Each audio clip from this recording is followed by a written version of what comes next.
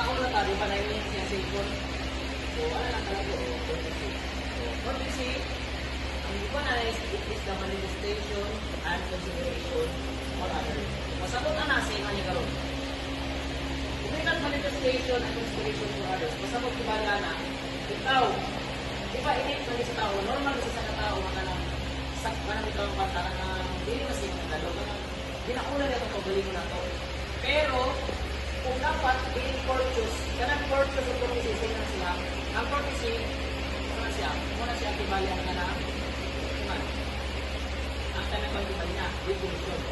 Ang courteous, muna na ang mga kita na maayo. Kanang courtesy, is just a word or definition niya. Ito siya. It's courteous, ano yung kita niyo maayo.